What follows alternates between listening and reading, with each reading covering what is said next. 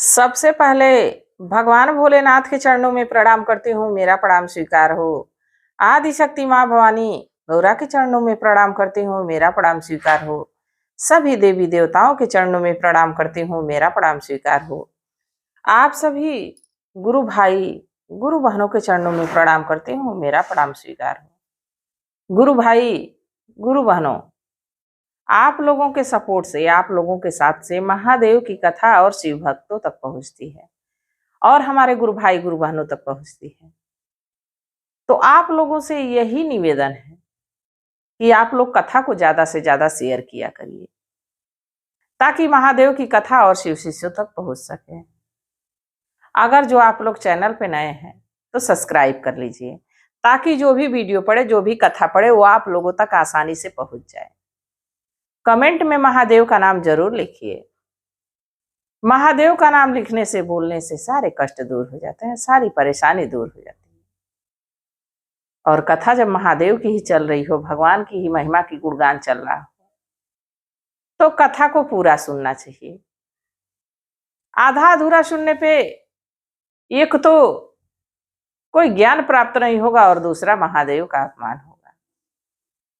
तो आप लोग कथा को पूरा सुना करिए। देखिए, कथा, हर कथा में कुछ ना कुछ रहस्य रहता है। हर कथा में चाहे भगवान, किसी भी भगवान की महिमा का गुणगान हो। देखिए, जब नई नई बहू आती है ससुराल में तो सबका सम्मान करती है कि नहीं करती है? सबका सम्मान, सास ससुर जेठ जेठानी देवर ननद, सबका एक समान सम्मान करती है। बाकी समर्पण भाव सिर्फ एक व्यक्ति पति के तरफ रहता है, पूरा समर्पण। तो वैसे ही आप सभी देवी देवताओं को सम्मान दीजिए। बाकी जो हमारे इष्ट हैं, जो हमारे गुरु हैं, उन पे पूरा समर्पण भाव दीजिए। देखिए, जरूर एक ना एक दिन मदद करेंगे भगवान, जरूर उनकी अनुभूतियां आपको पता चलेंगी। जब तक पूरी तरह आप समर्पित नहीं होंगे गुरु के चरण में, उनकी सेवा सच्चे हृदय से नहीं करेंगे, सच्चे भाव से उनकी भजन नहीं करेंगे, सच्चे भाव से दया नहीं मांगेंगे, तब तक प्रभु की दया नहीं मिल सकती। जीवन चलाने के लिए इतना प्रयत्न करना पड़ता है, इतनी कठिनाइयां, इतनी समस्याओं का जो है कि देखना पड़ता है कि आती रहती है समस्या, परेशानी आती रहती, दुख आता रहता, तो हम उसी में जीवन जीने की कोशिश करते हैं। तो ये तो भगवान है, इनको पाने के लिए तो कड़ी परिश्रम करना पड़ेगा, कड़ा मेहनत करना पड़ेगा, तब जाके गुरु की कृपा होगी। एक गांव में ब्राह्मण देव रहते थे। ब्राह्मण देव गांव में कथा पूजा करवा के, पतरा देख के किसी को कुछ बता देते तो दान दक्षिणा मिल जाता, किसी के घर कथा करवा देते तो दान दक्षिणा मिल जाता। उसी से उनका गृहस्थ जीवन चल रहा था। और उनके गांव में बहुत बड़ा गांव था, उसमें हर एक जाति थी,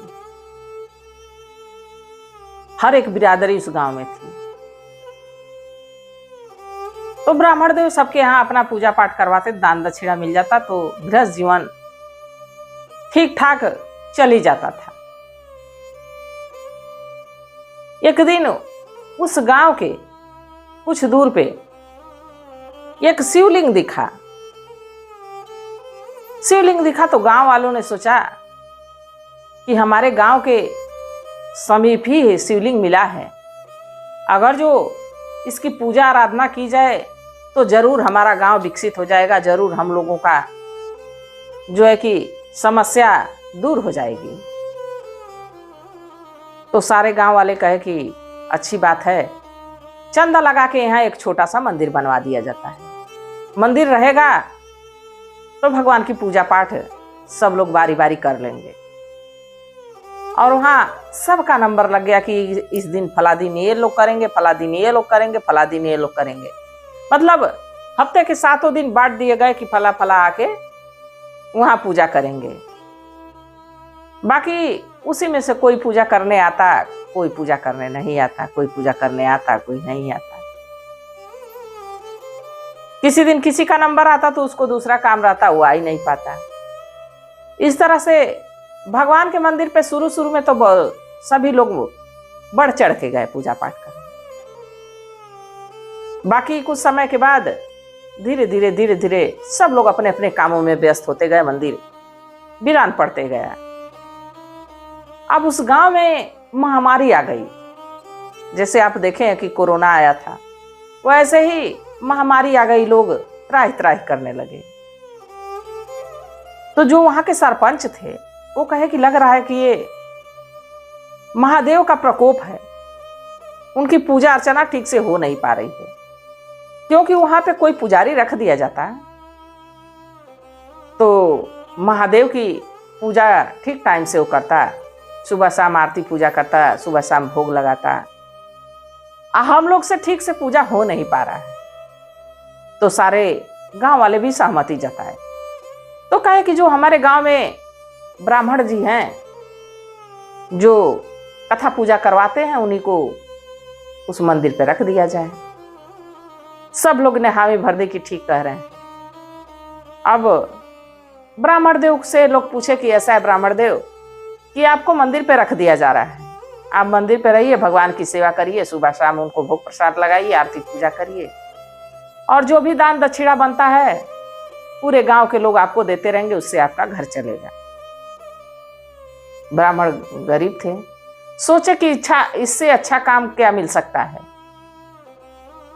गांव वाले दान दक्षिणा देंगे, मंदिर के नाम पे भी देंगे, तो हमारा घर खर्च खूब आराम से चलेगा।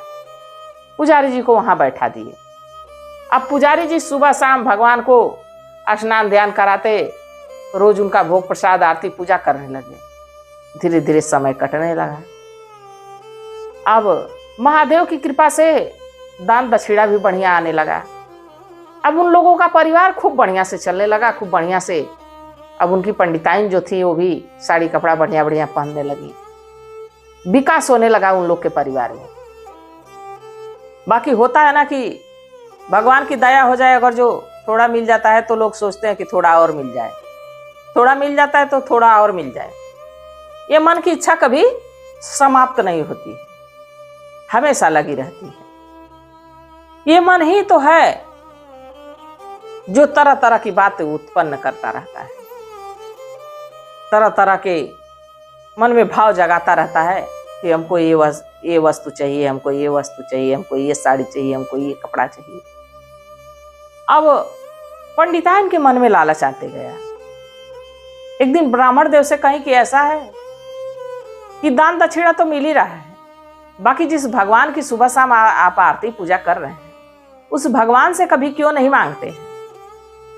आप जाइए, जब पूजा करने जाइएगा तो भगवान से कहिएगा कि भगवान जी हमारी खूब कोठी अटारी हो जाए, खूब कोठी बंगला हो जाए, गाड़ी घोड़ा हो जाए, बढ़िया घर में हम लोग रहें।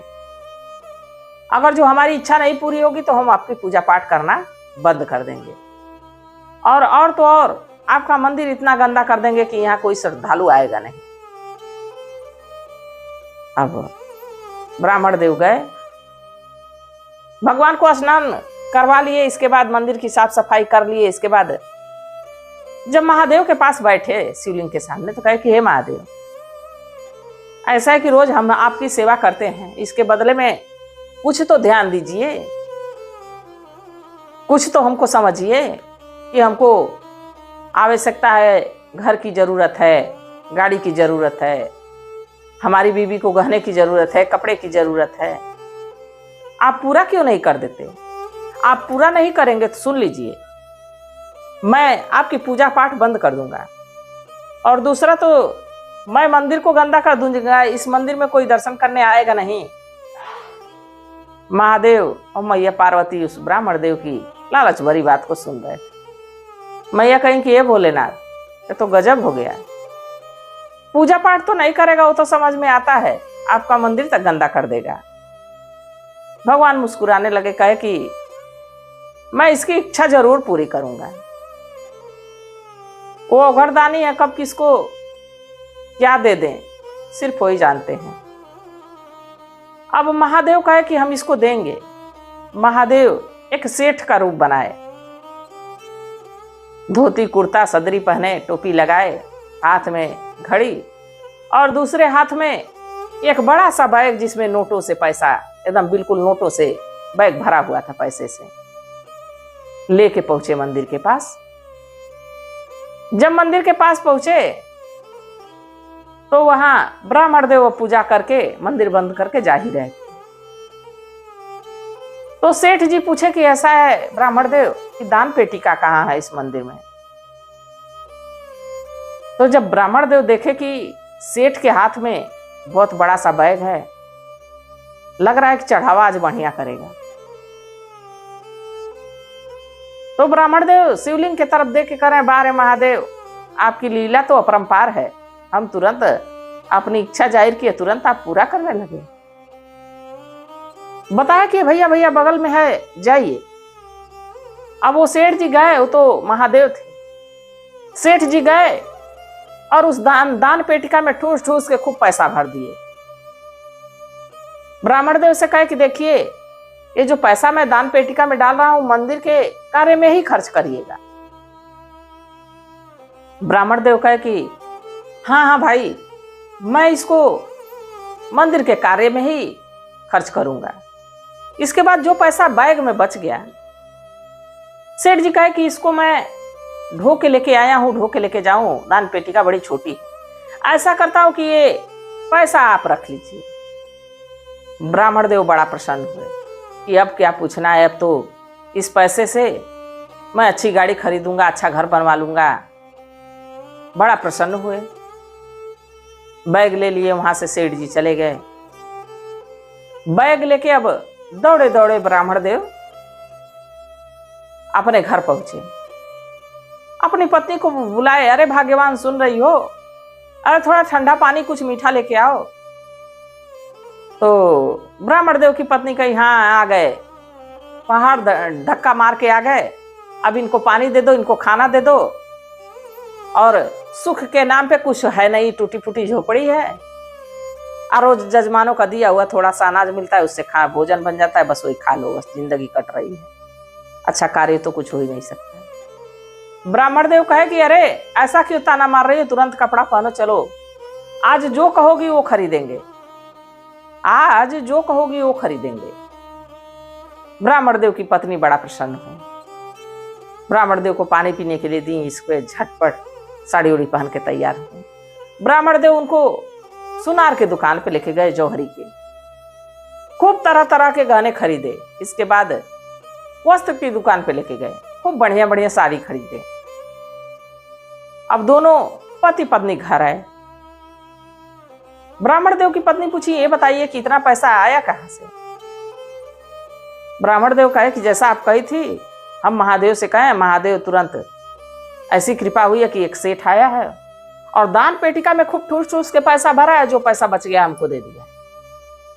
जब ये बात ब्राह्मण देव की पत्नी सुनी तो कही कि दान पेटिका में क्यों पैसा छोड़ के रखे हैं। तो कहे ब्राह्मण देव कि वो मंदिर के खर्च के लिए छोड़े। उनकी पत्नी कही कि कौन देख रहा है कि मंदिर के खर्च के लिए इतना पैसा आया है, आप लाइए, घर द्वार बनेगा, घर द्वार बन जाएगा, गाड़ी घोड़ा हो जाएगी, रुतबा हम लोग का बढ़ जाएगा। ब्राह्मण देव गए, चोरी से वो भी पैसा निकाल के लेके चले आए। देखिए हम ये जान रहे हैं कि बस हम चोरी कर रहे हैं तो हम ही जान रहे हैं, ऐसा नहीं है। हम तो चोरी कर रहे हैं, झूठ बोल रहे हैं, बस हम जान रहे हैं कि उसको हम झूठ बोले हैं, हम चोरी किए, पर भगवान को तो सब पता है कि आप क्या कर रहे हैं। जब महादेव देखे कि ये चोरी करके अब पैसा मंदिर का भी लेके जा रहा है, देखो इतना लालच इसके मन में, तो मां गौरा को कहे कि जाइए, आप ब्राह्मणी के मन में बसिए। मां गौरा ब्राह्मणी के मन में बसी। जब पैसा लेके ब्राह्मण देव घर पहुंचे तो ब्राह्मणी कही कि ये बताइए कि सब कुछ तो हो गया, अब घर द्वार भी बन जाएगा, ऐसा करिए कि आप चले जाइए, बाबा की कृपा से मिला है पैसा, आप चले जाइए अमरनाथ यात्रा के लिए। आप जाएंगे और समय भी लगेगा, आप जाएंगे आएंगे तब तक घर द्वार भी बन जाएगा, अच्छा समय भी आ जाएगा, और लोग कहेंगे कि देखो ब्राह्मण देव मंदिर का पैसा पाते हैं तो बस मंदिर में ही खर्च करते हैं, सब घर में नहीं खर्च करते हैं, देखो तीर्थ यात्रा के लिए भी गए, नाम भी हो जाएगा। ब्राह्मण देव कहे कि ठीक कह रही हो। अब ब्राह्मण देव कुछ पैसे लिए और लेके बाबा के दर्शन के लिए चल दिए। बाबा के दर्शन के लिए जाते जाते जाते जाते जब पहुंचे तो उस दिन बाबा के दर्शन का लास्ट दिन था, कपाट बंद हो गई थी। अब वहां एक व्यक्ति मिला, पूछे कि अरे बाबा के हमको दर्शन करने हैं। वो व्यक्ति कहा कि अब तो 6 महीने बाद खुलेगा बाबा का कपाट। तो कहे बताओ, मैं इतना दूर से चल के आया हूं और कपाट है तो बंद हो गया, अब मैं जाऊंगा तो फिर खर्च होगा, आऊंगा तो फिर खर्च होगा, मैं क्यों नहीं यही रुक जाता हूं, कुछ कामकाज खोज के और कामकाज करने लगूंगा। तो वहां इतना बर्फ पड़ता है कि वहां जल्दी कोई टिकता नहीं। कुछ ही दूर पे शमशान घाट था, वहां एक डोम राजा थे। अब ब्राह्मण देव पहुंचे शमशान घाट के तरफ। डोम राजा से कहे कि भाई हमको कोई काम अगर जो मिल जाता तो मैं कुछ दिन इधर गुजारना चाहता। डोम राजा कहे कि आप तो लग रहा है ब्राह्मण हैं और मैं तो डोम राजा हूं, मैं तो दाह संस्कार करवाता हूं लोगों का, सौ का, हम तो अछूत हुए, आप लोग हमको अछूत समझते हैं, तो आप हमारे यहाँ भोजन कैसे करेंगे। ब्राह्मण देव कहे कि हम भोजन कर लेंगे, हमें ही रुकना चाहिए। तो डोम कहे कि तब इसके लिए तो कार्य करना पड़ेगा आपको, जितनी चिताएं आएंगी सबके लिए लकड़ी लाना पड़ेगा, सबके लिए आग की व्यवस्था करनी पड़ेगी, दाह संस्कार करवाना पड़ेगा, सब आपको करना पड़ेगा। ब्राह्मण देव कहे कि ठीक है।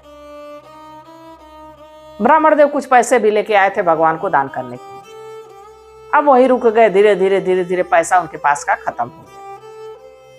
उनके पास का पैसा खत्म हो गया। अब धीरे धीरे समय भी बीत चला।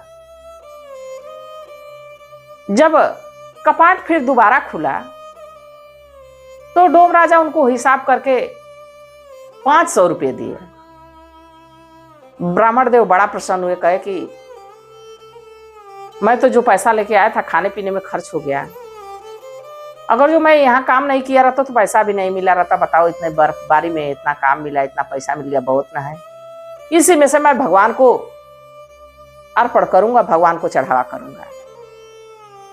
अब लेके गए, उस पैसे में से 101 रुपया भगवान को के दान पेटिका में दान किए। इसके बाद फल फूल खरीद के जो प्रसाद चढ़ाना था चढ़ाए, भगवान के दर्शन किए और वहां से घर के लिए निकले।